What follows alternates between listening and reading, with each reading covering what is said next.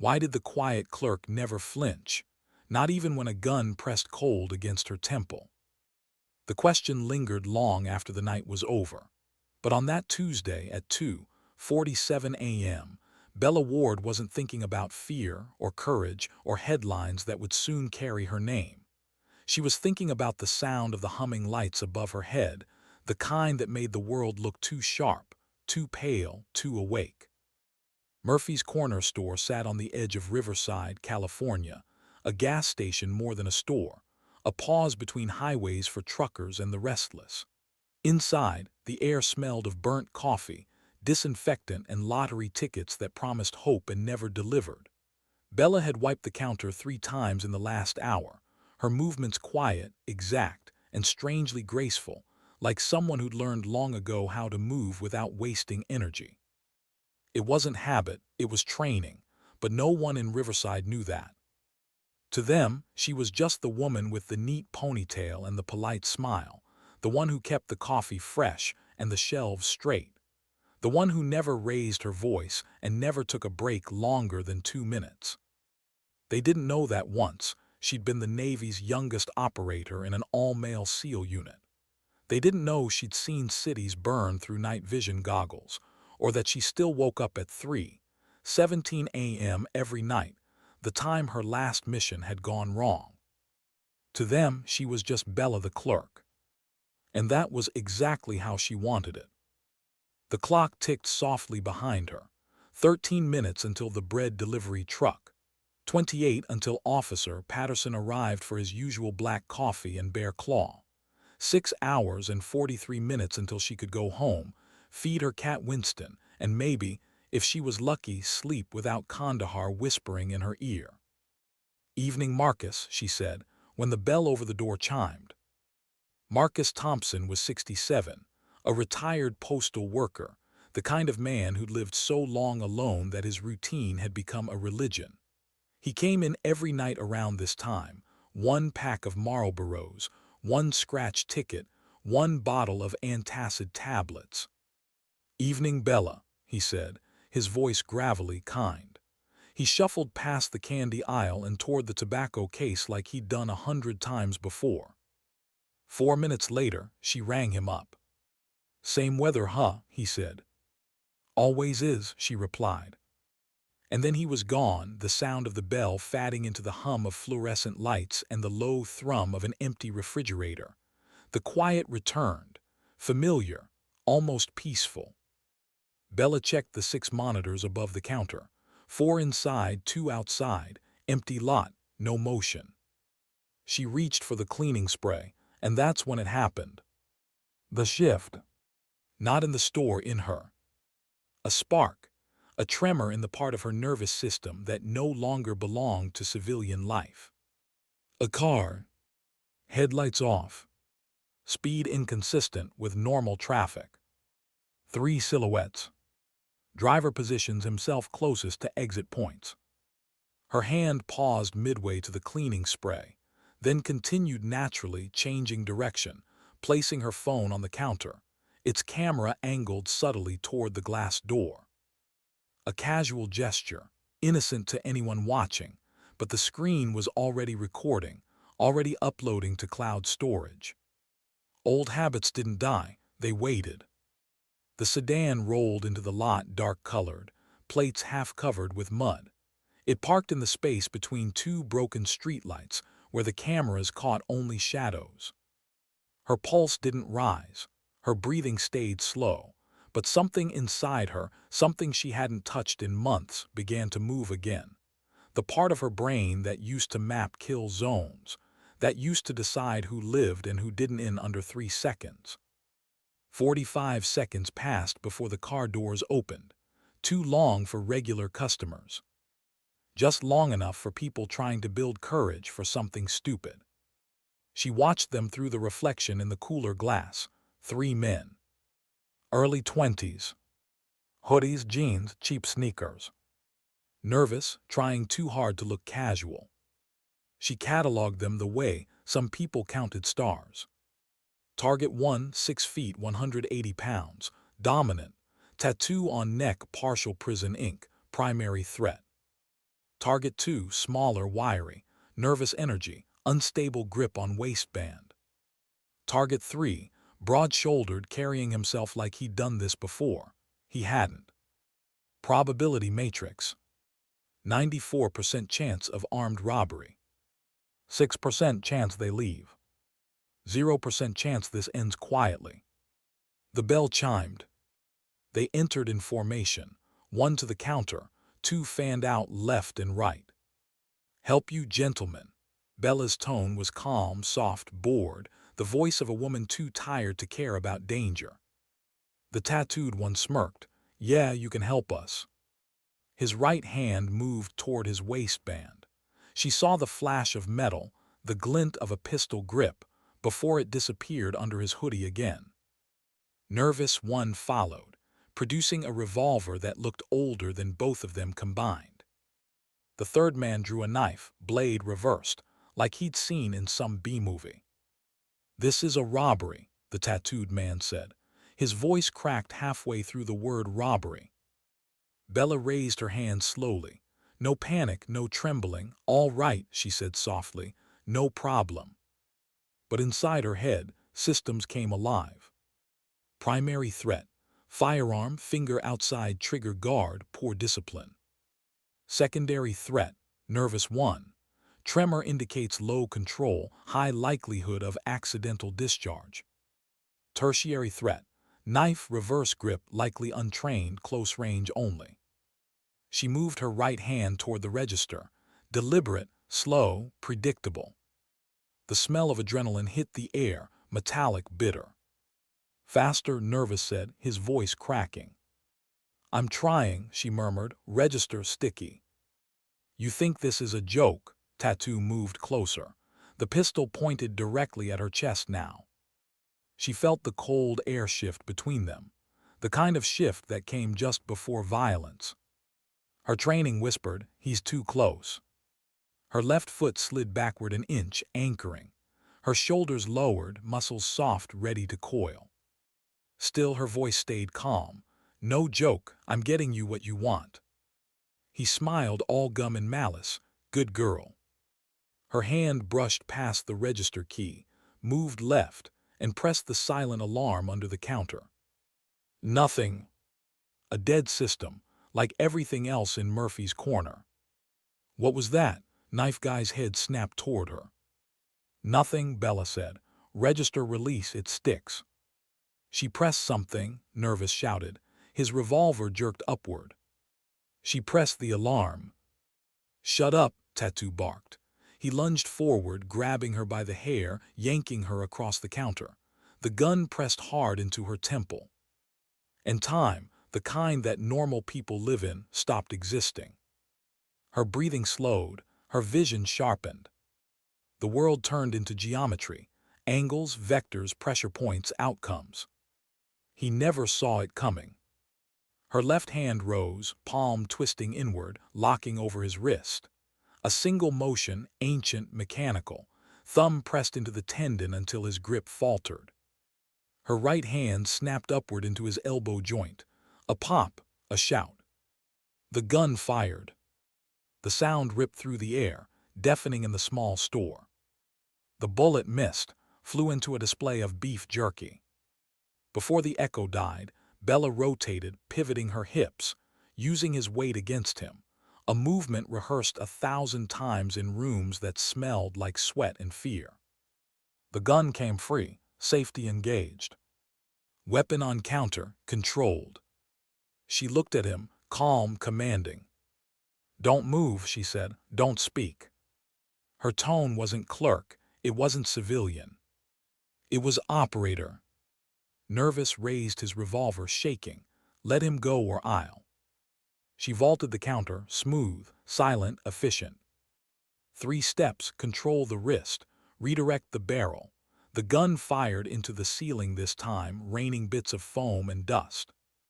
Disarm, strike the nerve cluster, rotate against the thumb. "Weapon free." She set it gently on the shelf beside her. Then turned to Knife Guy. He froze, the blade trembled. His eyes darted to his friends, now both on the ground. You should leave, Bella said softly. Now. He hesitated. Behind her, tattoos started to rise. She didn't look. Her body reacted before thought caught up, sweeping her leg backward, hooking his shin. His body hit the ground with a dull thud. Her elbow came down on his shoulder, precisely where the nerve cluster lived. His arm went limp. Stay down, she said, voice low. You're not trained for this. Then to Knife Guy, I am. For a second, the world held its breath. And then Knife Guy dropped his weapon. I'm out, he muttered, backing toward the door.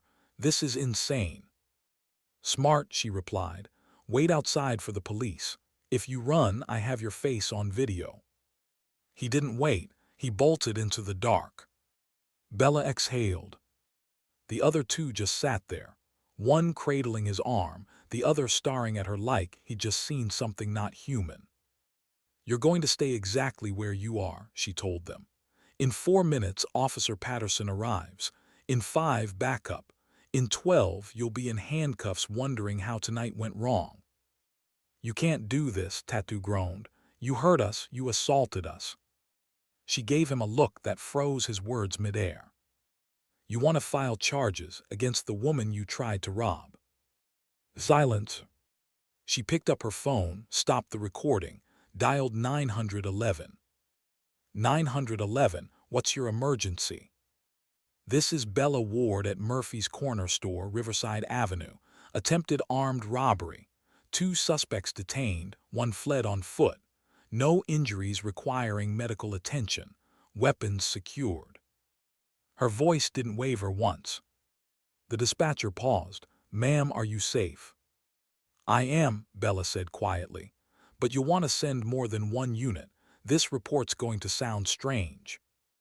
While she waited, she brewed fresh coffee. Because even after gunfire and adrenaline, Officer Patterson would still expect his black coffee and bare claw. Outside, the night softened. Sirens in the distance. Dawn somewhere just beyond the hills. When the police arrived, the scene turned into a chaos of lights, radios, questions. She gave her statement calm, concise, factual, left out everything that mattered. The kind of omission that wasn't a lie, just classified honesty. By 5:30 a.m., Detective Sarah Morrison walked in. Sharp eyes, quiet authority. She didn't shake hands, just looked, studied, calculated. Ms. Ward, she said, sitting opposite Bella, walk me through it from the beginning. Bella did, every detail, every neutral word. Morrison listened, then said softly, you disarmed 3 men, 2 with guns. Yes. Without injury, without panic, using techniques most of my officers couldn't execute in training. I got lucky. The detective's eyebrow arched. They say you moved like a soldier, one said like a SEAL. Bella met her gaze. I took a self-defense class after college. Guess it stuck. Morrison leaned back. Ms. Ward, I've interviewed veterans before. You don't move like a woman who took a class. You move like someone who's been in it. Bella didn't answer. Silence was safer. I'm not here to make trouble, Morrison continued. Legally, you're in the clear. But I'm curious why someone with your skills is working a cash register at 3 a.m. Bella smiled faintly. Maybe I like the quiet. The detective sighed, closed her tablet. You should know this is going public. The cameras caught everything. By tomorrow, you'll be on the news. Clerk disarms armed robbers. People will want to know who you are. Bella's eyes dropped to the counter. That was the one thing she'd been running from. Is there a way to keep it quiet? She asked. No, not really.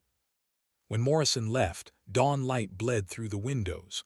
The hum of the lights returned. The smell of coffee filled the air again, same as before. But everything had changed. Her phone buzzed, a text from a number she hadn't seen in 3 years. Saw the police report. Impressive work. Be careful exposing your training. Call me. R. Rachel Hayes. Her former commander. The one who'd signed her discharge papers. The last person who still called her Ward. Bella stared at the message for a long time, then deleted it. Outside, the world began to wake. Inside, Bella Ward, the woman who'd survived Kandahar, who tried so hard to become invisible, sat alone with a simple truth. Sometimes the past doesn't chase you. It waits for you to open the door. And that night she had. How do you hide when the world suddenly knows your name? For 8 months, Bella Ward had lived like a ghost. Quiet apartment, quiet job, quiet routines that asked for nothing and revealed even less. But ghosts can't stay invisible once a camera catches them in motion, especially not when the footage goes viral. It started small. A local reporter standing in the parking lot of Murphy's Corner store, microphone trembling in the early morning wind. A clerk single-handedly disarmed 3 armed robbers last night. Police say her composure saved lives. Then came the headlines. Then came the footage. Grainy, black and white security video showing Bella's body moving like liquid precision. 3 men falling in seconds, and a gun clattering across linoleum. By the second day, it had 17 million views. By the third, she couldn't step outside her apartment without someone waiting with a camera. The world loves heroes, especially when they look like the person behind a counter they pass every day. But Bella Ward wasn't a hero, not in her eyes. She was someone who had spent 12 years doing things that didn't fit into news stories, missions no one would ever discuss, lives she'd taken in silence, things she still saw behind her eyelids when sleep turned cruel. And now, those hands, the same ones that had done the Navy's dirtiest work, were the hands trending online as America's bravest clerk. She turned off her phone for the 3rd time that morning. It didn't matter. The messages still poured in. Reporters, former teammates, veterans groups, talk shows. Even a late-night host joked, "If you're thinking about robbing a convenience store tonight, maybe don't." She stood by her window, coffee growing cold in her hand. Down on the street, 2 news vans idled.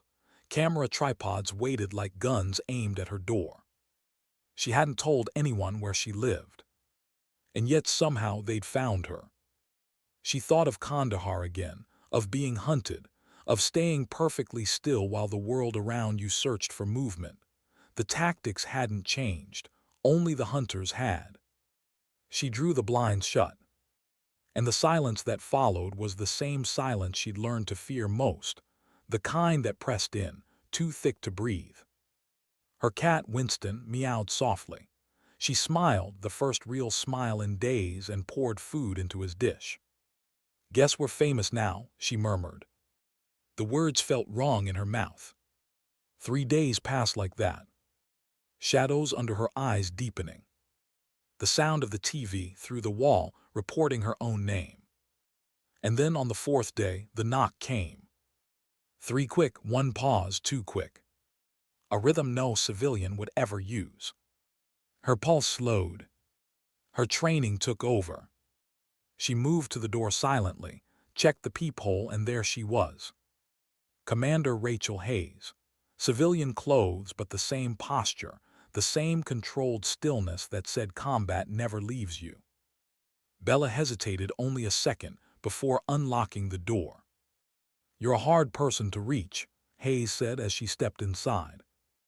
"I've been busy, avoiding the entire world."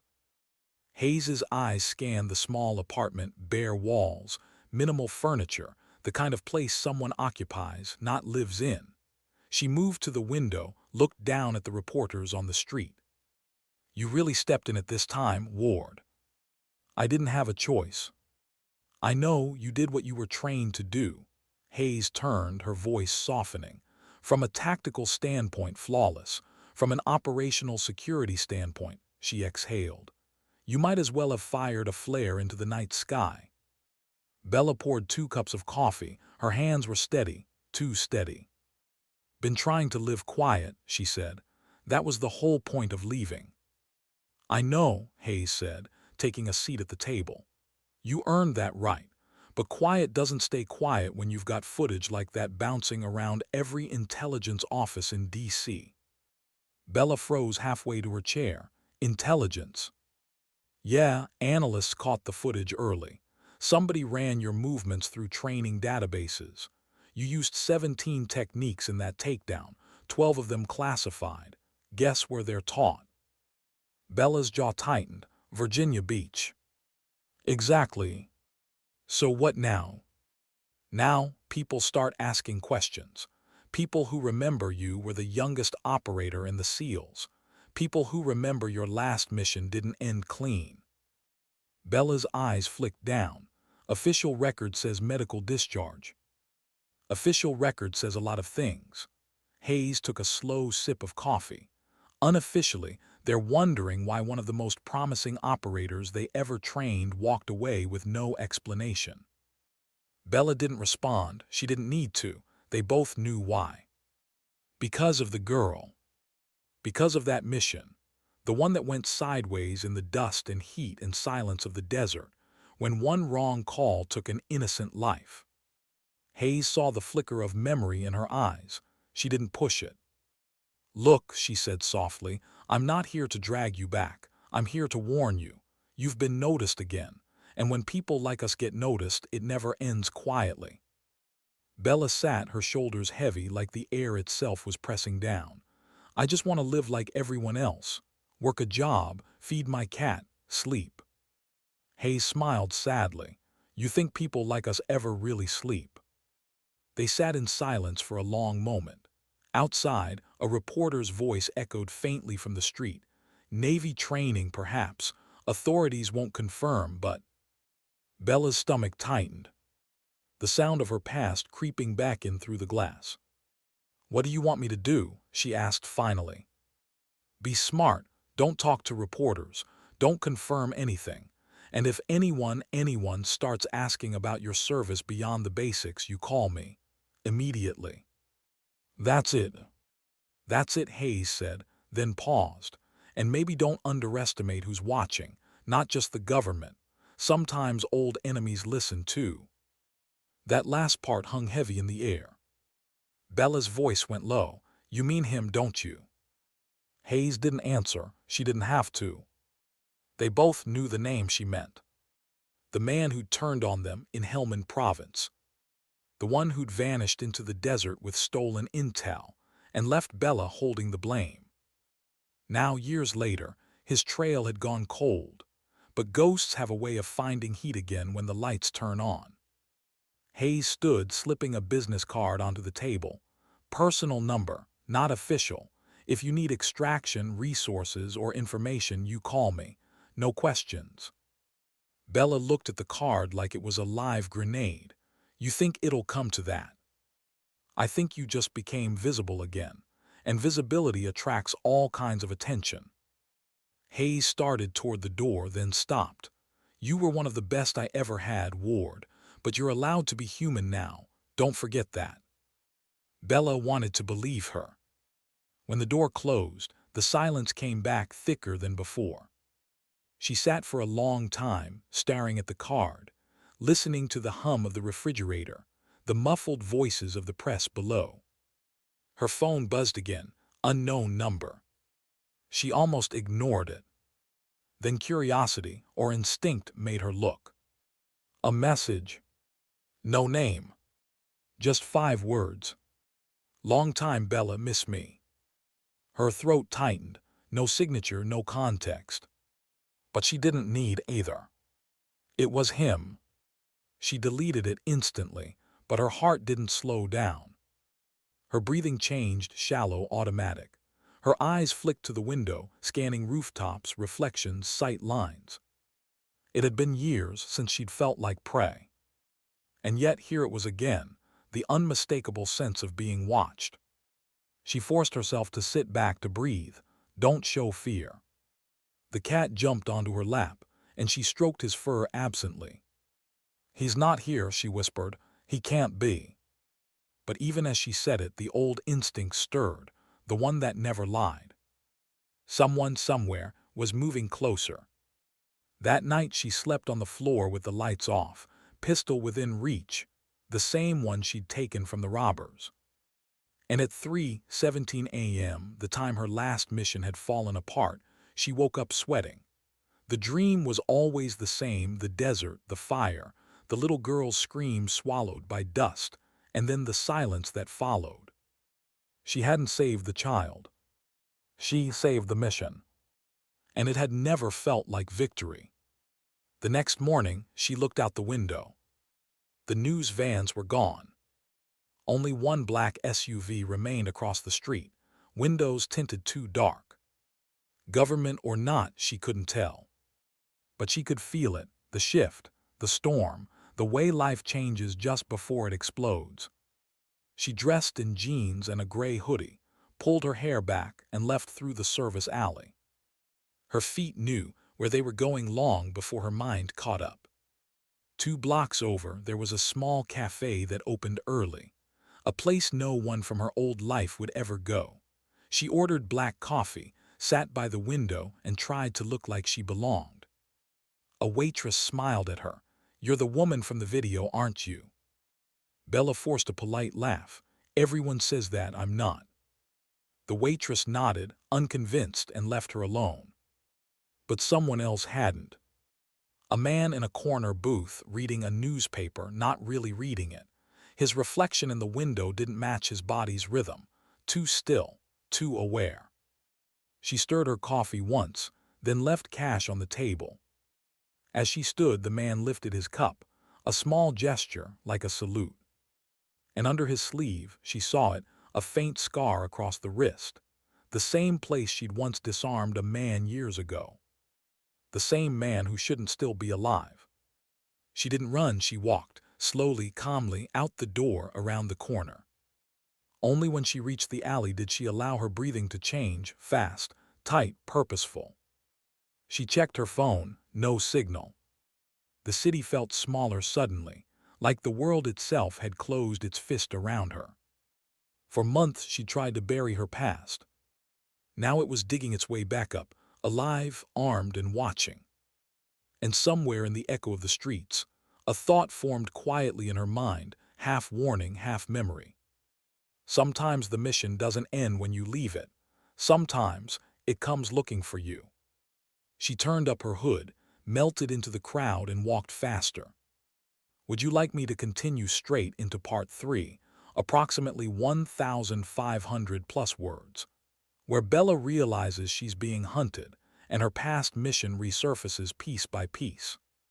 You said 3. ChatGPT said. Perfect, here's part 3, approximately 1,500 plus words of your cinematic, voiceover-ready military drama. Emotionally charged, grounded, suspenseful, continuing directly from where we left off. Cinematic narrative, part 3. How do you run from a past that knows your name and your tactics? Bella Ward didn't run that morning, not at first. Operators don't sprint until they know where they're running to. They walk, they observe, they breathe through the chaos. So she walked down narrow riverside streets, just waking up to the noise of normal life. Coffee carts steaming, tires hissing through puddles, a jogger with earbuds passing too close. Every sound too sharp, every movement cataloged, every reflection in glass analyzed for threat. To anyone watching, she looked calm. To her, the world had become a firing range. She'd seen the scar, the one on that man's wrist in the cafe. The same scar she'd left on her target 3 years ago in Helmand Province, Afghanistan. Except that target was supposed to be dead. You saw him fall. That's what her mind kept saying. You saw him fall, you saw the blood, you saw the drone footage confirm it. But her instincts, the same instincts that once saved her team when comms failed and the desert swallowed sound, told her otherwise. He was alive. She walked for blocks, changing directions twice, weaving through crowds until the tension in her shoulders finally began to ease. She turned a corner into an alley she'd memorized months ago as an emergency route. Old habits, every exit mapped, every angle rehearsed. And there behind a dumpster under the smell of rust and rain she stopped, closed her eyes, breathed. In through the nose, hold for 3, out through the mouth, slow, steady. That was when she heard it. A click, soft, familiar. Safety release, 10 feet behind her. She didn't turn immediately, didn't flinch. Her right hand hovered near her jacket pocket, not to draw but to calculate. Distance, wind direction, escape window. "Don't," she said quietly. A pause, then a male voice, low, mocking, still sharp as ever. She turned. The man from the cafe leaned against the brick wall, the gun in his hand hanging loose, casual. The kind of casual that only comes from someone who's killed before. He was older now, bearded, eyes colder than she remembered, but it was him. "Rays." She said his name like a curse. "I thought you were dead." He smiled, slow, deliberate. "That makes 2 of us." Her jaw clenched. "You shouldn't be here." "Neither should you." He stepped closer. "I saw the footage. You still move like a machine." "Stay back." He ignored her, eyes studying her face. "You know what they called you, right? The ghost clerk, the invisible operator." He laughed softly. "Guess invisibility doesn't last forever." "What do you want, Rays?" He tilted his head. "Same thing you want, to forget, but some of us don't get that luxury." She didn't answer. Her breathing stayed measured, but her mind raced, threat analysis firing on every level. Ray's former Navy, former teammate. Presumed KIA. Court-martial pending before he disappeared. Accused of selling classified intel to private contractors. And worst of all, he'd been her mission. She tracked him across Helmand with her unit. Operation Cold Frame.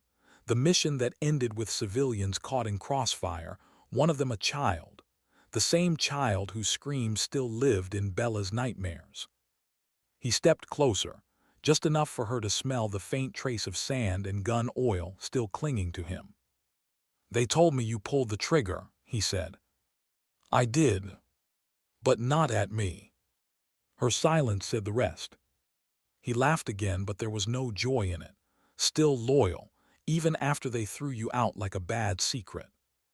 "You betrayed us, Rays. You sold coordinates that got 6 people killed."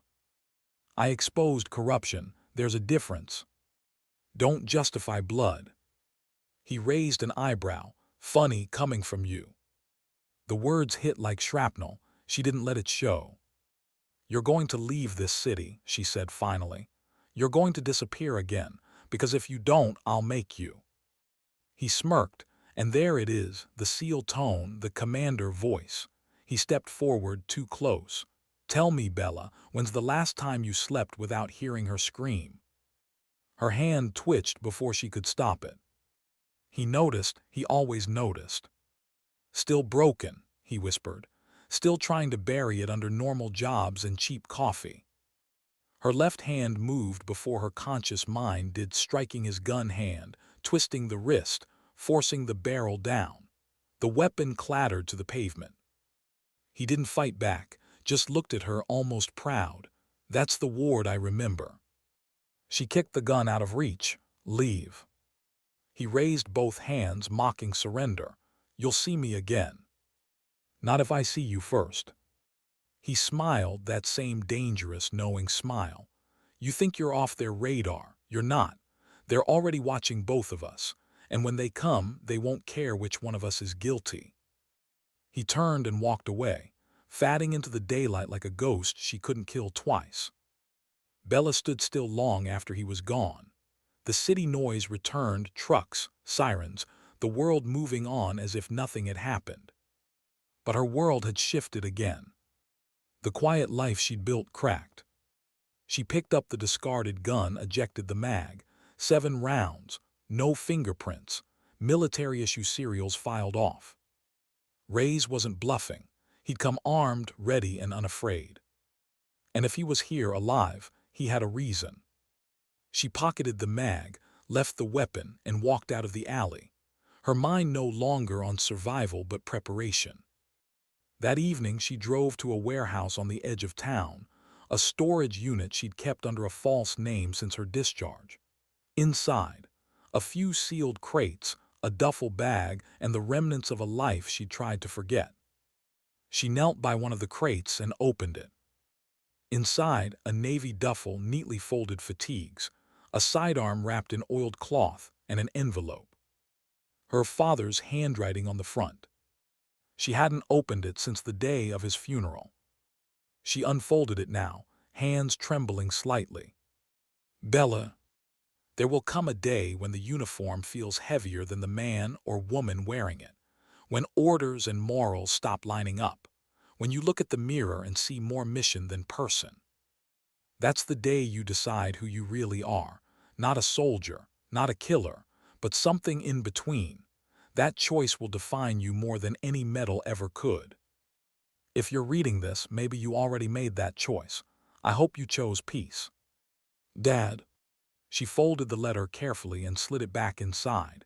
Then she opened the duffel. The smell of oil, canvas, and steel filled the air. Old ghosts waking up. She checked the pistol, assembled the field knife, and loaded 3 magazines with mechanical precision. Each motion precise, practiced. She didn't want this, but she needed it. The news on her small radio droned in the background. The heroic actions of a clerk named Bella Ward have now drawn attention from multiple veteran organizations. She switched it off. At 9:43 p.m. she sat on the floor, back against the cold metal wall, thinking. Reyes was alive. Someone was watching. And Commander Hayes had warned her, visibility attracts attention. Which meant the next move wasn't hers anymore. Her phone buzzed again, unknown number. She hesitated, then answered. Ward, a voice said, low, precise, unmistakably military. Commander, I told you to keep your head down.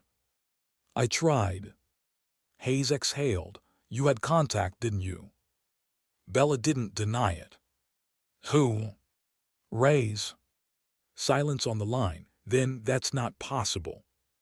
I saw him, Rachel. He's alive. Where? Downtown. He had a weapon, military issue. Listen to me carefully, Hayes said, voice suddenly sharp. If Reyes is alive, that means the files about Helmand, the ones sealed after your discharge, could resurface. You understand what that means? Bella closed her eyes. It means the truth. It means chaos, Hayes snapped. And people will die again trying to bury it. Do you hear me? Stay away from him. Bella's voice softened. You're not calling from your office, are you? No. Then who are you hiding from? A pause, then Hayes said quieter, same people you are. The line went dead. Bella sat for a long time in that silence. The hum of the storage unit's fluorescent light buzzed overhead, same frequency as the store. Same note of something just slightly off. Then from outside a sound. Footsteps, slow, crunching gravel. She moved without sound, weapon drawn, breath controlled. The shadow appeared first, stretching under the door. 2 sets of feet, maybe 3, too light for law enforcement, too confident for amateurs. She killed the light, pressed her back against the wall. The handle rattled. Then a voice, muffled, male, deliberate. Bella Ward. She didn't respond. Open the door, we're not here to hurt you. The phrase was a lie, always had been. The latch snapped once, then again. They were picking it. She stepped silently to the side of the door, pistol raised. The lock clicked. The door swung inward, slow, careful. 2 men entered, flashlights cutting through the dark. Not police, not random, tactical, boots soft-soled, formation perfect. Clear left, one whispered. The other moved right. Bella waited until the first crossed her sightline, then stepped out of shadow, grabbed his wrist, and slammed him into the steel frame. His light dropped. Her hand followed through, striking his throat. He fell before he could make a sound. The second turned, too slow. Her elbow found his jaw, gun stripped from his hand in a smooth rotation. He staggered back, clutching his face. "We're not your enemy." "Then stop breaking into my life." "We're with ONI," he coughed. "Office of Naval Intelligence." That froze her for half a second. "What do you want?" "Reyes, we tracked him here. We know he contacted you. And you thought kicking in my door was a good way to ask about it." The man wiped blood from his lip. "We thought you might need protection." "Protection from who?" He hesitated. "From whoever Reyes is working for now." Her stomach dropped. "Meaning?" "Meaning," he said quietly. "He's not rogue anymore, he's employed." "By who?" The man looked at her with a kind of fear that told her the answer wasn't simple. "Private contractors, ones we can't touch, ones that don't want the Hellman file reopened." He glanced at his unconscious partner, then back at her. "You need to disappear, Ward, because this," he gestured toward the city, the headlines, the chaos, "this is just the beginning." Bella stared at him. The silence stretched between them like a held breath. Then she lowered the gun, just slightly. "Get out," she said. He didn't argue. When the door closed behind them, she leaned against the cold steel and exhaled. Her life, her peace, the illusion she'd built out of routine and quiet coffee shifts was gone. And as the rain started falling outside, she whispered to no one, "Guess the mission never really ends." When you spend years trying to forget who you were, there's a moment you realize the world hasn't forgotten you. For Bella Ward, that moment came at dawn. The rain had stopped, but the air outside her storage unit still smelled like rust and secrets. She hadn't slept. She sat cross-legged on the concrete floor, cleaning her sidearm the same way she had in Afghanistan, slow, mechanical, almost meditative. The movements were muscle memory now, carved into her bones. Her mind replayed the night before on a loop. Reyes, the ONI agents, the revelation that he was working for private contractors, invisible men with government clearance and no morality. And worse, that they were coming for her too. She wanted peace. She wanted to be normal. But normal had just been a disguise, and like all disguises, it eventually wore thin. Her phone vibrated once, face down on the floor. No name, just a number, foreign country code. She hesitated, then answered. "Ward." A pause, then Hayes's voice, rougher this time, quieter. "You're off-grid." "Trying to be." "I saw the ONI alert. They made contact. 2 of them. I made sure they won't make the same mistake again." "Good." Hayes's tone held no judgment, just the shared understanding of people who'd lived through too many nights like this. "Listen, I can't say much on this line, but Reyes's file just got flagged. He's not just freelancing, he's coordinating." Bella frowned. "Coordinating what?" "Contract extractions, black site level, some of the names on those manifests, they shouldn't exist." "You think this ties to Helmand?" "I think everything does. You know the data that went missing before that op, the encrypted drives from the outpost?" "Yes." "They've resurfaced, or at least fragments have.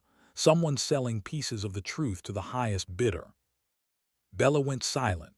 The room seemed to narrow, her pulse sinking with the soft hum of the light overhead. Those drives had been the reason her last mission imploded, the reason she'd left the Navy, the reason a little girl had died. She finally said, "You think Reyes has them?" "I think Reyes knows who does. And they're coming for him."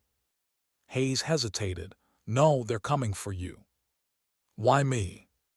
"Because you're the only one who can confirm what was on those drives. You were the one who secured the terminal before extraction. You're the only witness left." Bella closed her eyes.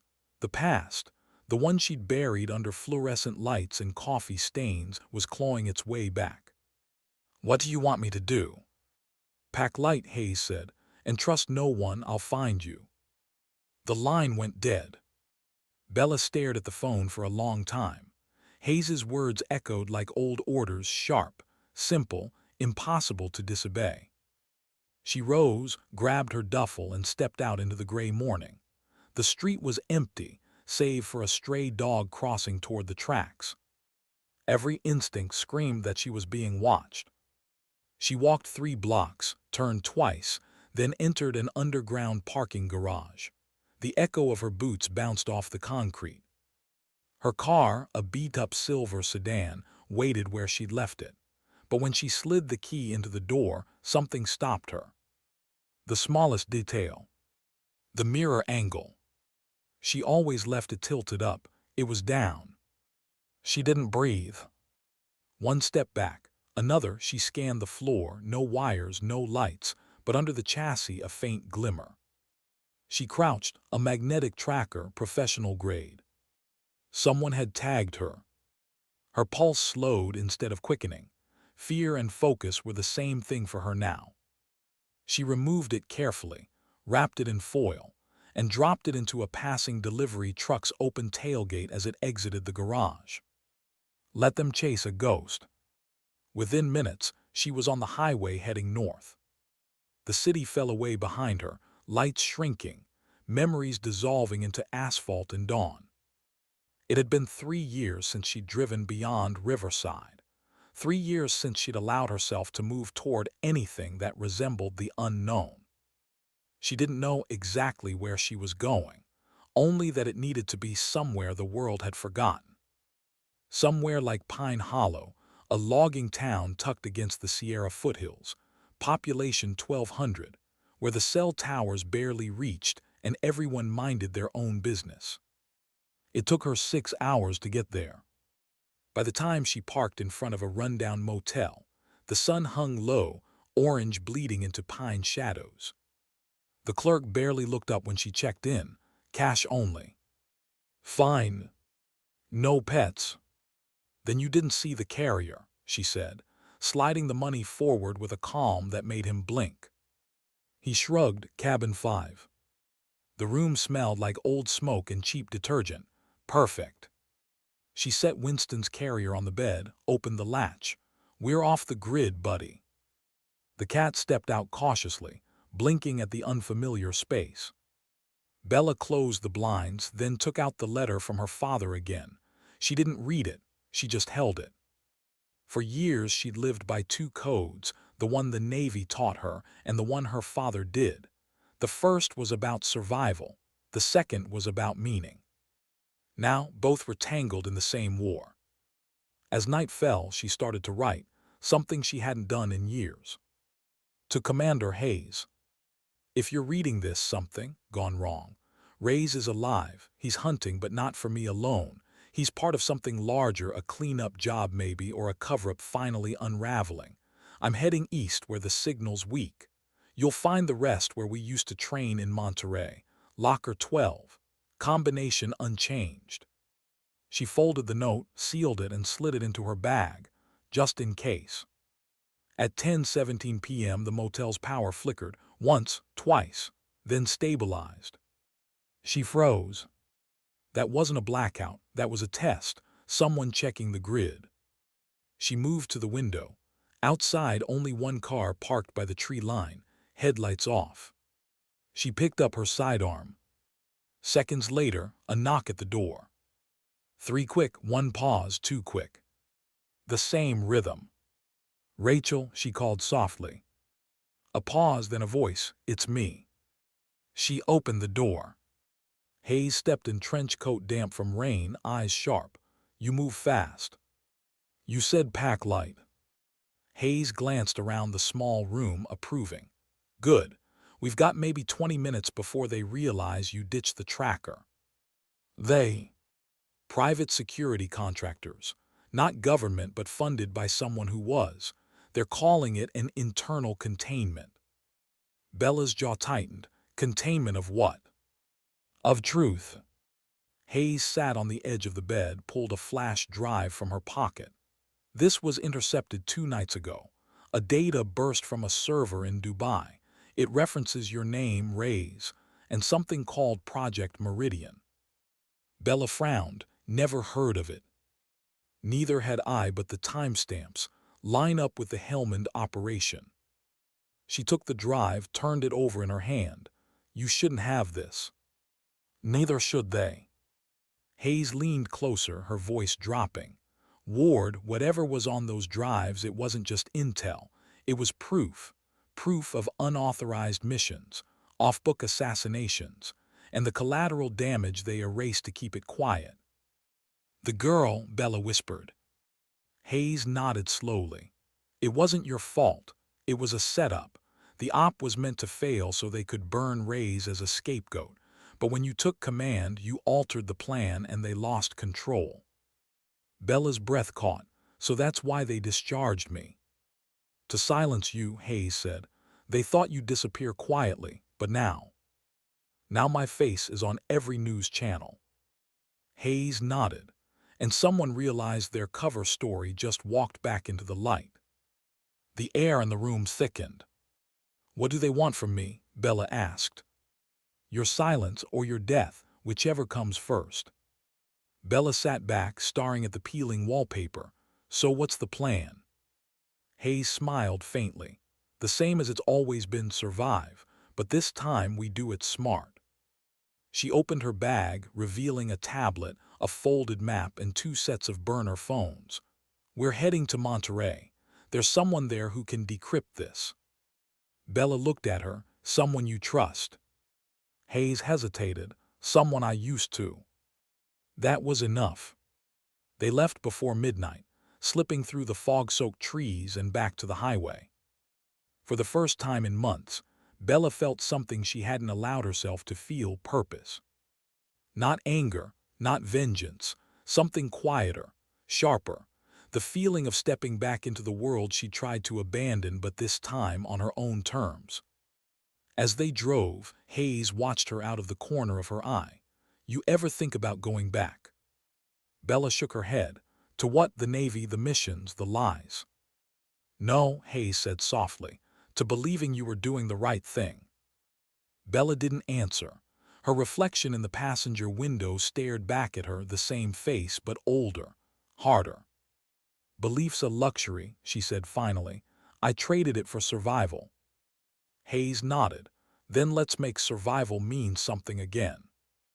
The highway stretched ahead, endless, dark, and full of ghosts.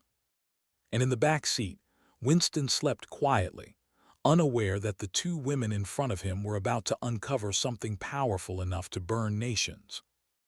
Bella adjusted her grip on the steering wheel, eyes narrowing at the road ahead. Somewhere out there, Reyes was waiting. And this time, she wouldn't be the one running. Some truths aren't buried to be forgotten. They're buried because the world isn't ready to face them. The drive to Monterey felt longer than it should have. Hours of silence broken only by the rhythm of tires against wet asphalt and the soft hiss of rain. The highway lights flickered past like a metronome, the pulse of a memory that wouldn't die. Commander Hayes drove most of the way. Bella watched the coastline slip by, black waves slamming into blacker rocks, and tried not to think about Helmand. But the more she tried, the louder the past became. The smell of sand and diesel. The dust in her teeth. The scream she never forgot. She closed her eyes, opened them again. Same ocean, different battlefield. Hayes broke the silence first. You used to love this drive, she said softly. Remember, when we trained in Monterey, you'd always volunteer for night watch just to sit on the cliffs. I remember the noise, Bella said. The ocean was the only sound that didn't sound like war. Hayes nodded, keeping her eyes on the road. Still doesn't. They reached Monterey just after 2:00 a.m. The town was half asleep, fog rolling in from the bay, neon signs flickering in the wet air. Hayes turned onto a side street lined with closed storefronts and parked outside an old marine supply warehouse with boarded windows. Here, Bella asked. Hayes nodded. Old contact, name's Lang. Trustworthy. Hayes gave a humorless laugh. Trustworthy enough to hate the same people we do. They stepped inside through a back door that looked like it hadn't opened in years. But the inside told another story: clean benches, humming equipment, and the faint smell of solder and salt air. A man emerged from the shadows, mid-50s, lean, graying hair pulled back, glasses perched low. The kind of man who looked like he'd seen too much and chosen to stay quiet about it. "Rachel Hayes," he said, his voice low. "You really know how to show up uninvited." "Miss me?" "Not particularly." His gaze shifted to Bella. "So this is the ghost everyone's whispering about." Bella didn't flinch. "Depends who's doing the whispering." Lang smirked. "Fair answer. You bring me what I think you did." Hayes pulled the flash drive from her jacket and handed it over. "We need it decrypted. Now." Lang turned the small device over in his hand, studying it. "This isn't just data," he said. "This is a key." "To what?" Bella asked. Lang looked up. "To something no one's supposed to find." He plugged it into his console, the screen flickering to life. Rows of encrypted code filled the monitor, a digital heartbeat of secrets. "Whoever built this didn't want it opened," Lang murmured. "Multi-layered cryptography. Looks military but not standard. Feels corporate." "Can you break it?" Lang cracked his knuckles. "I can try." He began typing, fast and fluid, the keys clacking like gunfire in the small room. Hayes paced. Bella stood by the window, watching the fog thicken outside. After 15 minutes, Lang swore softly. "What?" Hayes asked. "It's adaptive. Every line I decrypt triggers a new countermeasure. This thing's alive." "Can you isolate it?" Bella asked. "I'm trying. Give me." The screen blinked once, twice. Then lines of text appeared on their own. "Access DATSCTD. Trace initiated. Protocol Meridian." Lang froze. "They're tracing this location." "How long do we have?" "Minutes, maybe less." Hayes grabbed the drive, yanking it out of the console. "Kill the signal." Lang was already moving. On it. He ripped cables from the wall, powered down the equipment. The screens went black. The room fell silent except for their breathing. Hayes turned to Bella. "We're burned. They know we're here." "Who's they?" Bella asked. Lang answered first. "Whoever owns Meridian, and if my guess is right, that's not ONI." "Then who?" He hesitated. "Private security conglomerate, codename Halcyon Group. They've been contracting black ops for over a decade, no jurisdiction, no oversight. They run missions no one admits exist." "And Ray's?" Lang nodded grimly. "He's working for them now, probably the field commander." Hayes exhaled. "He's gone murk." Bella's voice dropped to a whisper. "And they're coming for me." Lang looked at her, no pity, no surprise. "They won't stop until you're either back under control or erased." Outside, headlights cut through the fog, one car, then another. Hayes moved to the window, her hand instinctively brushing the pistol at her hip. "They're here." Lang pulled open a side door. "Service exit leads to the pier." They moved fast, through narrow hallways smelling of salt and metal. Boots splashed against puddles as the sound of engines grew louder behind them. "Go," Lang hissed. They burst out onto the pier. The night air slapped them cold, fog so thick it turned the world into silhouettes. Hayes turned back. "Lang." "Go," he said. "I'll stall them." "Lang, they'll kill you." "Then I'll buy you 30 seconds. Bella grabbed Hayes's arm. "We don't have a choice." They ran. The wood creaked under their feet, the ocean churning below. Behind them, gunfire cracked, short bursts, suppressed, precise. Lang's voice shouted once, then nothing. Bella didn't look back. She learned long ago that looking back was a luxury for survivors, not soldiers. At the end of the pier, an old fishing skiff was tied to the dock. Hayes jumped in first, starting the small motor. Bella untied the rope with steady hands. As the boat drifted away, the warehouse exploded in flame behind them. a silent bloom of light swallowed by fog. The blast reflected across the water like sunrise. Hayes stared at it, jaw tight. They're erasing the trail. Bella watched too, her expression unreadable. Lang bought us time. Hayes nodded. Let's not waste it. They rode in silence until the shoreline faded. The fog swallowed the world whole. When Hayes finally spoke, her voice was hoarse. Meridian, Halcyon, rays, it's all connected. Bella looked at her. Then we find out how. Hayes met her eyes. You're not scared, are you? Bella's lips curved slightly. Fear, for people who still have something to lose. Hayes studied her for a moment. That's not true, you've got that cat. A quiet laugh escaped Bella, brief, fragile, real. Yeah, guess I do. It was the first sound of warmth between them since the desert. The skiff reached a small inlet where the cliffs met the sea. Hayes guided it beneath an old bridge, hidden by rock and mist. This was one of our fallback points, she said, from the old days. They docked, climbed up a rusted ladder, and entered an abandoned lighthouse that stood like a ghost on the edge of the coast. Inside, the air was cold and still. Dust motes floated through the beams of their flashlights. Hayes set down her gear. We can stay here for a few hours. I'll secure the perimeter.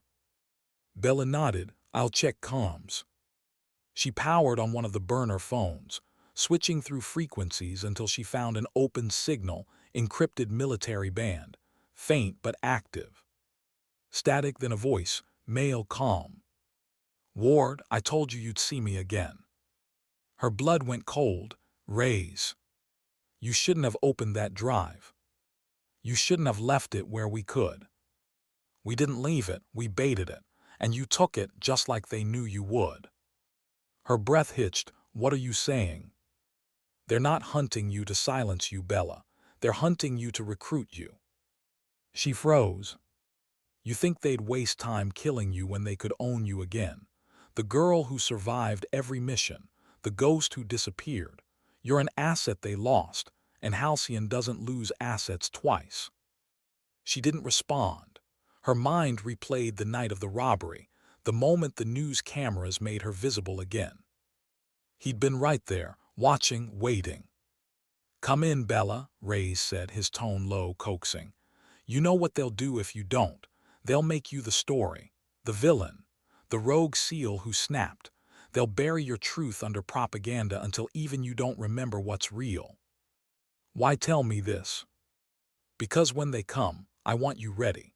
And when you finally see what they've built under the name Meridian, you'll understand why I left. The line clicked dead. Hayes stood by the door watching her. Rays. Bella nodded slowly. He says they don't want to kill me, they want me back. Hayes's eyes hardened. That's worse. Bella looked out the window. The horizon was beginning to pale, first light breaking through fog. She thought about what Rays had said, about being turned into a weapon again, about being owned. I'm not theirs anymore, she whispered. Hayes placed a hand on her shoulder.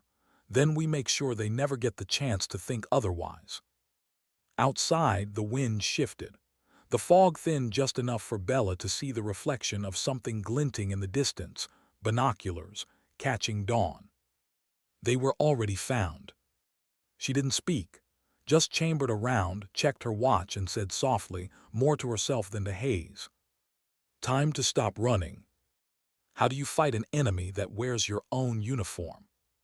The fog outside the lighthouse had lifted by dawn, leaving behind a thin film of salt on the windows, and a new kind of silence. The kind that didn't belong to peace, but to the pause before violence. Bella Ward stood by the narrow window, watching the coastline below.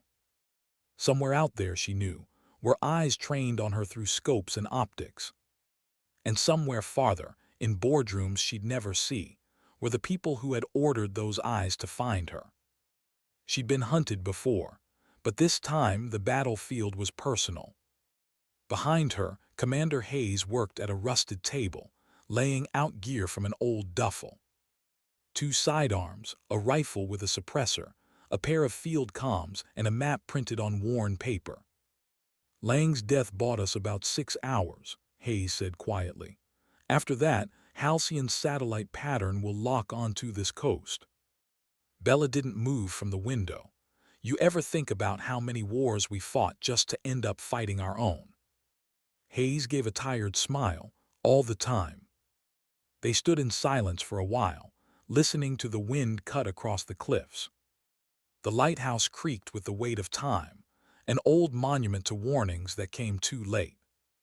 Bella finally turned. "What's Project Meridian, Rachel?" Hayes hesitated. Then she reached into her coat and pulled out a folded sheet, something she'd printed from Lang's decrypted data before the blast. She slid it across the table. Bella read the header. Project Meridian, Field Protocol Asset Realignment Initiative. Underneath, one line stood out. Objective: transition high-value special operations assets from government control to private deployment.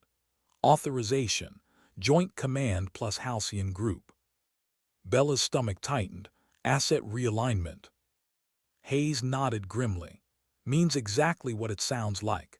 They were moving operators, you, Ray's, others off the books, not discharging you, transferring ownership. Ownership, Bella repeated, like the word itself tasted wrong. They couldn't keep using you under Navy command without oversight, so they created Meridian, a shadow pipeline. You were supposed to vanish, get declared medically unfit, then reappear under Halcyon contracts. Paid, controlled, disposable. Bella's fingers curled into fists. Ray's didn't defect. No, Hayes said softly, he was taken.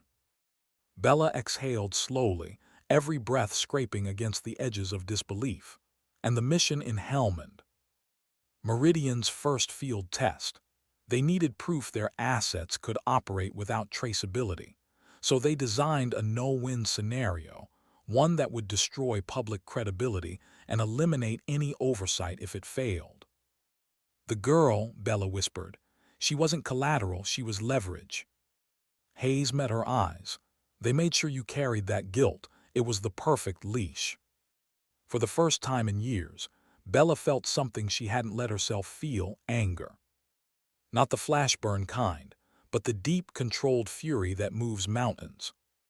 They turned us into weapons, she said. Hayes nodded, and they'll keep doing it until someone exposes them. Bella looked out toward the sea again, voice low. Then we expose them. Hayes's expression hardened. That'll paint targets on both our backs. We already have targets. Hayes couldn't argue with that. She spread the map on the table. Lang's trace before the system burned out showed 3 active Meridian sites in the U.S., one's here in California, Central Coast. A data relay hub buried under an old research facility. If we get inside, we can pull everything. Funding trails, personnel logs, comms, proof. Bella studied the coordinates. You have a plan. Hayes gave a wry smile. Of course I do. You're not going to like it. They left the lighthouse an hour later, dressed in civilian layers and carrying only what mattered: weapons, packs, the drive, and each other's trust. The road toward the inland valley twisted through pine forests and fog-drenched ridges. The sky was pale steel, heavy with the weight of things unsaid. After a while, Hayes asked, "You ever wonder what you'd be doing if you hadn't enlisted?" Bella didn't answer at first. "No," she said finally, "because I never had the chance to wonder. My father was a SEAL, his father before him. Service wasn't a choice, it was a family business." Hayes nodded, eyes on the road. "Same here. I used to think legacy was honor. Turns out it's just another kind of chain." Bella looked out the window. "Then let's break it." By the time they reached the outskirts of Fort McKenna Research Reserve, the sun had vanished behind clouds. The compound ahead was fenced, quiet, and mostly forgotten, at least on paper. But from the ridge above, Bella could see faint movement. Infrared beams slicing across the entrance. 2 patrols, cameras disguised as old floodlights. Halcyon precision. Hayes handed her binoculars.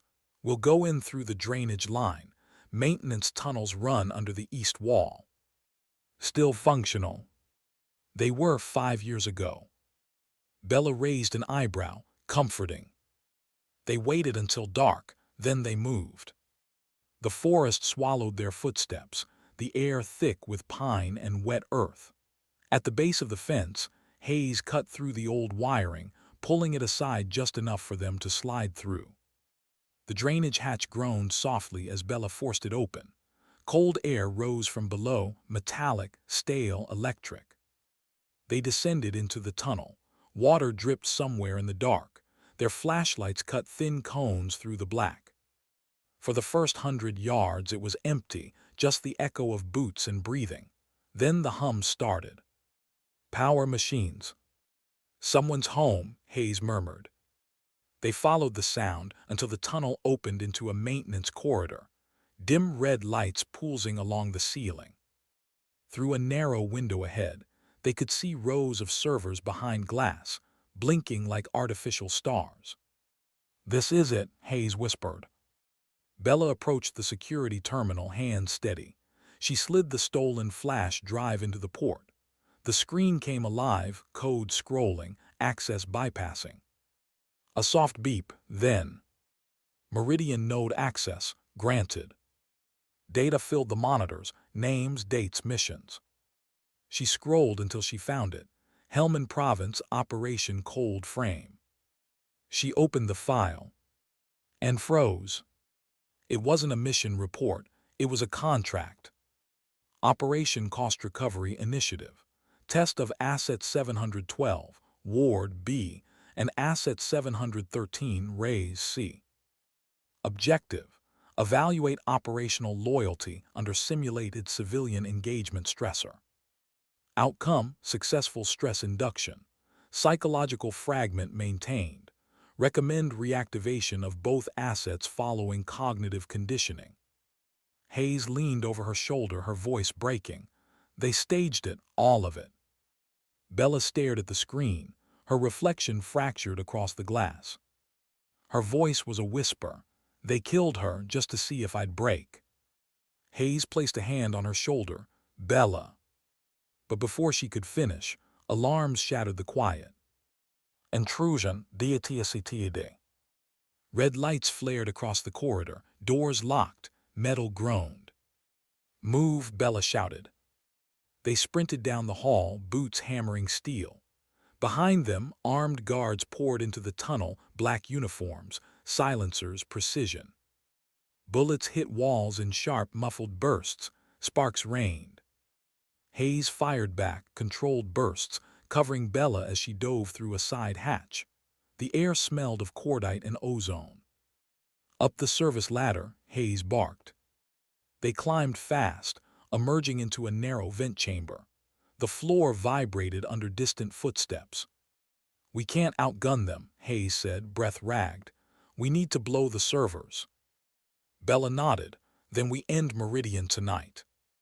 They dropped back into the corridor, moving toward the server core. Hayes covered the rear, her weapon barking in short rhythm. Bella pulled a small pouch from her belt, shaped charges she'd kept for years, just in case. She planted the first, then the second. The hum of the machines became almost alive, like the place itself was breathing. 30 seconds, she said. "Go." They sprinted for the maintenance tunnel. A bullet grazed Bella's arm. She didn't flinch. 20 seconds. 10. The explosion tore through the underground like thunder. A wave of heat and static rolled past them, lifting dust and flame into the dark. They reached the exit hatch just as the ground trembled beneath their feet. Outside, the night had turned to fire. A plume rose against the sky, painting the clouds in orange and black. Hayes collapsed to her knees, coughing. "You did it." Bella stared at the burning compound. "No," she said quietly, "we just declared war."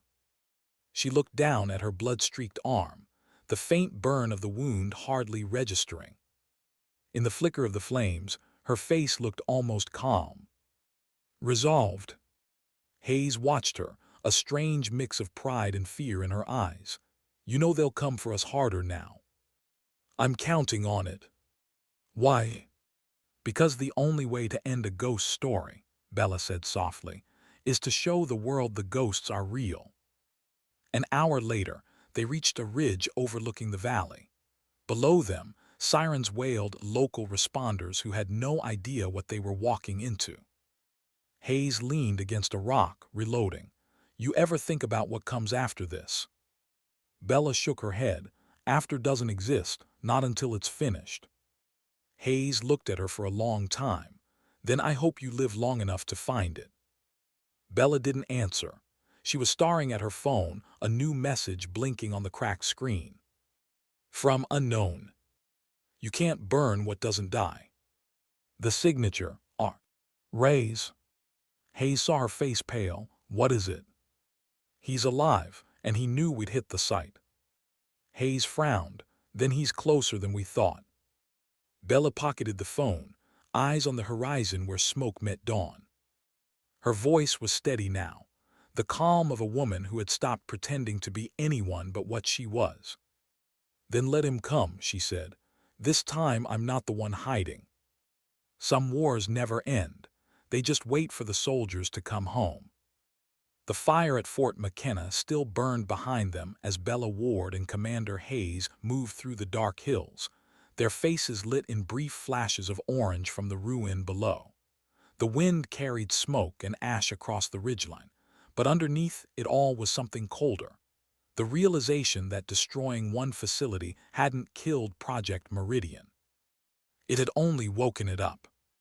They stopped in an abandoned ranger outpost 2 miles away, a structure half-eaten by time and rain. Hayes slumped against the wall, breath shallow. Her left sleeve was dark with blood. "Through and through," she muttered, inspecting the wound. "I'll live." Bella ripped a strip from her own sleeve, wrapping it tight. "You're losing too much." "I've had worse," Hayes said, forcing a thin smile. "Afghanistan, remember." Bella met her eyes. "That's not something I forget." Outside, sirens echoed faintly, local responders converging on the blaze. But there were other sounds, too, softer, mechanical, the low, rhythmic chop of rotor blades far away. "They're deploying drones," Hayes said. "Then we keep moving." "No," Hayes shook her head. "You need to finish this, Bella. I'll slow you down." "Not a chance." "I'm serious." Hayes's tone shifted from friend to commander. "Rays will come for you now. That blast made you the story. You burned their data, but you also burned your cover. You need to end this before they rebuild." Bella hesitated. "And you?" Hayes gave a faint, tired laugh. "I'll buy time like Lang did." Bella looked at her, this woman who had once been her mentor, maybe even the closest thing she'd had to family. And in her eyes, she saw it. The same quiet acceptance she'd seen on too many battlefields. The look of someone who'd already made peace with dying. She swallowed hard. "If you die here, it's for nothing." "No," Hayes said softly. "If you live, it's for something." The silence that followed felt heavy, final. Then, before Bella could protest again, Hayes reached into her pocket and handed over a small data card. "Lang's decryption key. Backup copy. Not everything got erased. Somewhere in that file is a location, the command node for Meridian. Rays will go there to regroup. Beat him to it and you'll have your proof." Bella closed her fingers around the card. "I'm not leaving you." Hayes's voice went quiet. "You already are." Then she stood, weapon ready, and limped toward the back door. "Go, I'll draw them off." Bella wanted to argue. Instead, she just nodded once, a soldier's goodbye. When Hayes disappeared into the mist, Bella whispered the only prayer she knew anymore. "Don't let her die for nothing." She moved through the forest alone now, silent, focused, part of the night itself. The data card in her pocket felt heavier with every step. An hour later, she reached a ridge overlooking the coastline again. The sea below was black glass, reflecting the glow of the fire still burning behind her. She crouched near an old military comms tower, long abandoned. now just a skeleton against the stars. She pulled out Lang's tablet and slid in the data card. Static, then coordinates. Nevada desert. A decommissioned airfield, listed as defunct since 2009. But according to the files, it wasn't defunct at all. It was Meridian Command Node 1. And the signature attached to the file. Commander C. Reyes. Her hands tightened around the device. You really didn't die, did you? The wind off the sea was cold. It reminded her of Kandahar nights, the silence before dawn, the weight of choices that never left your skin. She closed the laptop, packed up, and headed toward her car. 3 days later, the Nevada desert swallowed her whole. The sun was merciless, the horizon endless. For someone trying to disappear, it was the perfect place to hide, and the perfect place to make people vanish. She parked the car 2 miles out from the coordinates, covered the rest on foot, moving with the fluid, measured steps of training that never aged. The base appeared out of the mirage like a ghost, long runways cracked with sand, hangars half buried under dust, and a control tower leaning like an old scar. But there were signs of life. Fresh tire tracks, footprints in the sand, a satellite dish still moving, catching light. She crouched, pulled the binoculars to her eyes. Inside one hangar, movement, a small team armed unloading cases. And among them, the unmistakable profile of a man she'd once trusted with her life. Reyes. He hadn't changed much. Older, yes, harder around the eyes, but his posture, his precision, the same. For a moment, the sight of him brought back everything. The mission briefings, the jokes whispered in convoys, the shared silence after firefights, the belief that they were the good ones. Then she remembered the little girl in helmet. And all she felt was cold. She waited until the sun dropped low, casting the hangars in long shadows. Then she moved in. Every motion was deliberate, every step silent. Her shadow gliding between rusted fuel tanks and half-collapsed vehicles. She slipped through a side door and into darkness. Inside, the air smelled of oil and heat, and something faintly electric. A single generator hummed somewhere nearby. Voices echoed faintly, Reyes among them. She won't come quietly, he was saying. Another man laughed. You really think she's that dangerous? You don't know Bella Ward, Reyes replied. She's the only person who ever beat me, and she's too stubborn to stay dead. Bella moved closer, her heartbeat steady.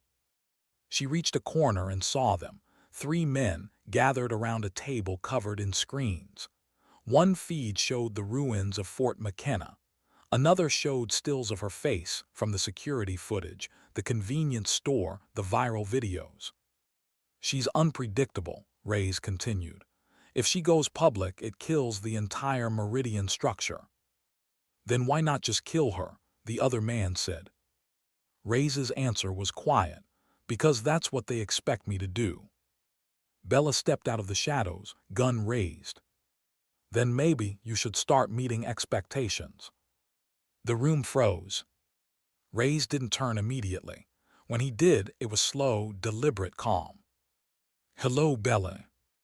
Turn around, she said. He did. His eyes met hers, sharp, unreadable. Guess you found me. Guess you didn't hide well enough. The other men moved for their guns. Bella fired first. 2 shots center mass. They dropped instantly. Reyes didn't flinch, just raised his hands, half a smile ghosting across his lips. You always were efficient. Talk, she said, now. He nodded toward the monitors. Everything you've learned about Meridian, it's true, but it's only part of it. I'm listening. They built the project on loyalty, our loyalty. They tested how much a soldier could take before breaking, but the data wasn't for control, it was for replication. Her eyes narrowed. Replication. He gestured to one of the screens, lines of neural data, names, numbers. They've been mapping operators, recording behavioral patterns, trying to build the perfect AI-driven combat model, human unpredictability coded into machine warfare.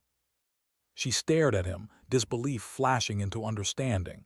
They used us as templates. Reyes nodded. Every kill, every reaction, every decision, they logged it. We're not soldiers anymore, Bella, we're software. Her grip on the gun tightened. Why tell me this now? Because you're the only one they didn't finish mapping. Why? Because you broke the chain. You went off script in Helmand. You saved civilians when the data predicted you'd prioritize the mission. They couldn't process that, couldn't replicate it. You're the flaw they can't fix. She shook her head. So that's why they want me back. He nodded. They think if they break you, they can finish the code. Bella took a slow step forward. And what about you? You working for them or against them? Reyes smiled faintly. Depends on the day. I saw your file. You sold data. You killed people. I survived, he said flatly. Same thing you're doing. She aimed the gun higher. You didn't survive. You became what they built. Maybe, but ask yourself, Bella, if you destroy Meridian, what happens next? The truth gets out, the headlines explode, and then what? Another company starts it again. Another name. Another lie. You can't stop the machine, but you can rewrite it. By working for them. No, by leading it. Her face hardened. You think I'd join them? I think you already have their blood in your hands. The words hit harder than the gunfire earlier. For a moment, the hangar was nothing but silence. Two ghosts of the same war staring at each other, mirrors cracked in different directions. Then Bella spoke, her voice low. You're right about one thing. I can't stop the machine, but I can make sure it never uses my face again. Reyes sighed. I hoped you'd say that. He moved fast, faster than she remembered. His hand hit the light switch, plunging the room into red emergency glow. A shot cracked past her shoulder. She dove behind a console, returning fire. Sparks erupted, screens shattered. Still the same dance, he called out. You and me. Not this time. She rolled left, came up and fired. The bullet tore through his side. He grunted, staggered, but stayed upright. You always were the best, he said, voice ragged. But you still don't understand. They don't need us alive to finish the work. What does that mean? He smiled through the blood. Look around. She glanced at the servers, blinking faster now. Uploading. Reyes whispered, they already have everything they need. Then he reached for his gun again, and she fired once more. The sound was final. He dropped, eyes still open, a faint smirk frozen in place. Bella stood over him, chest heaving. Not anymore. She looked at the servers, the blinking lights reflecting in her eyes. Then she picked up the fuel canisters stacked near the wall. If Meridian wanted her data, they could have it in smoke. She doused the room, struck a flare, and tossed it onto the floor. Flame roared to life, licking up the walls, devouring the screens that had once defined her existence. As she walked out into the night, the hangar exploded behind her, lighting the desert horizon. She didn't look back. Hours later, under the first light of dawn, Bella knelt beside her car, hands trembling for the first time in days. She took out the data card, Lang's key, and snapped it in half. Wind scattered the pieces across the sand. Hayes's voice echoed in her memory. You need to live for something. She whispered into the desert air, then I'll live free. But even as she said it, she knew freedom wasn't the same as peace. Because somewhere, in another facility on another server, Project Meridian wasn't dead. It was waiting. And the only person who could stop it was the woman it was built to imitate. Sometimes the loudest victories leave no sound at all. The desert was still burning behind her when the sun rose, slow, merciless, beautiful. Bella Ward sat on the hood of her dust-covered car, a silhouette against the endless horizon. The heat waves shimmered around her like ghosts. She hadn't moved in an hour, didn't need to. There was nowhere to go. And for the first time in years, she wasn't running. The last flare from the destroyed hangar faded into the pale sky. What she'd done couldn't be undone, and that was the point. She closed her eyes, felt the desert wind brush across her face, and whispered to no one, "It's over." But deep down she knew better. The world had a way of pretending things were over when they were simply waiting to begin again. By the time she reached the nearest town, a single street of rusted gas stations and shuttered diners, the morning news had already changed. Headlines flickered on a screen behind the counter. Unconfirmed explosion ATDCOMSSIND airfield, AUTHORITIS silent. Sources claim military connections, officials deny involvement. The clerk didn't recognize her. No one did. She was just another traveler with dust on her boots and silence in her eyes. She ordered coffee, sat by the window, and watched the sunlight crawl across the asphalt. Outside, a group of truckers talked about the fire in the desert. "Government cover-up," one said. "Aliens," another joked. The laughter felt heavy, misplaced. Bella just sipped her coffee.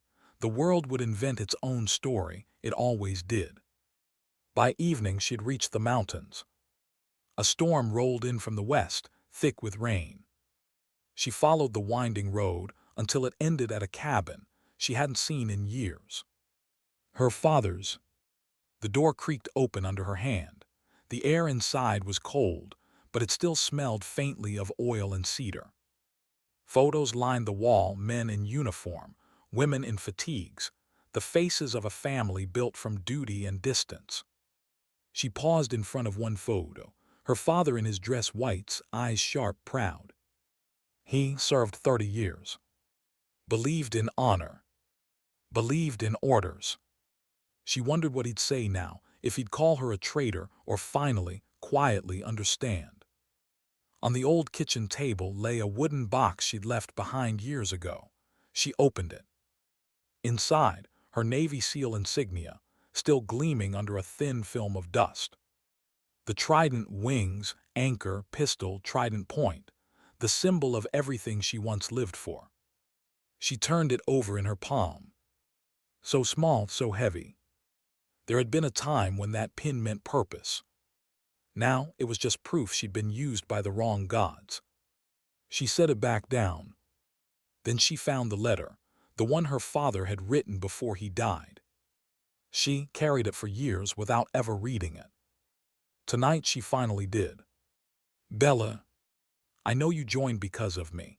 I know you think service means sacrifice. But service isn't just following orders, it's knowing when to refuse them. One day, you'll face a mission that feels wrong. When that happens, remember what I taught you as a child. Obedience builds soldiers, but conscience builds warriors. If you must choose between pride and peace, choose peace. The world already has too many proud ghosts. Love, Dad." Her hands trembled as she folded the letter back up. For years she'd blamed herself for the girl in Helmand, for the lives lost, for the silence that followed. But maybe silence had been the wrong weapon all along. She reached for her phone, the same burner she'd used for months, and opened a secure connection. Lang systems were gone, but she still had fragments, backups buried deep in encrypted clouds. Enough to start a fire of a different kind. She uploaded everything she had: mission reports, command logs, and a single file labeled Meridian Ethics Breach, PDF. It didn't name names, didn't expose soldiers. Just truth. Clean, unadorned, undeniable truth. And then she sent it to the one place she knew it would be read. An independent journalist she'd once saved in Syria. The message was simple. This isn't revenge, it's accountability. Let the truth breathe. Then she powered down the phone and threw it into the rain. 2 days later, the story broke. It started small, whispers on independent news channels. Then spread like wildfire across every feed, every broadcast, every country that claimed to value transparency. Leaked files suggest private defense contractors using ex-military personnel in unsanctioned operations. Project Meridian linked to multiple covert incidents. The Pentagon denied it. The contractors denied it. But the documents were too detailed, too real. And for the first time in years, people started asking questions no one wanted to answer. The world moved on eventually. It always does, but not before the right people got burned. Bella stayed in the mountains. She lived quietly, fished in the mornings, hiked at dusk. Sometimes she'd drive into town for supplies, where no one knew her name. Every so often she'd hear about her, the woman who exposed the ghosts. No proof, no photos, just stories. And she liked it that way. But some nights, when the wind moved through the pines and the world felt too quiet, she'd sit by the fire with a glass of whiskey and the old trident on the table beside her. She never wore it again. But she never threw it away either. Because symbols don't lose power when they're broken. They lose power when we forget what they meant. It was nearly a year later when she got the letter. No return address. Just a single word on the envelope, raise. Her pulse quickened as she tore it open. You were right to burn it, but you should know the machine's still alive. Meridian didn't die with me, it just changed its name. You once said belief was a luxury. Maybe that's true. But I still believe in one thing: the moment you stop fighting for what's right, you become what they made you. They'll come again, Bella. Different face, same war, be ready. See, raise. She read it twice, then a third time. Then she burned it in the fireplace. The flames curled around the paper until only ash remained. She whispered into the smoke, I'm already ready. That night she dreamed of the desert again, the airfield, the hangar, the noise of gunfire fading into silence. But this time when she turned, she wasn't alone. Hayes was there, sitting beside her on the tailgate of an old truck. Alive, smiling faintly. You did it, Hayes said. Bella shook her head. I just ended one chapter. Hayes nodded. That's all any of us ever do. Then she added, what now? Bella looked out across the endless desert, the same one where she'd nearly lost herself. Her answer came like breath, now I live. The dream faded. And when she woke, for the first time in years, she didn't reach for a weapon. She reached for the light.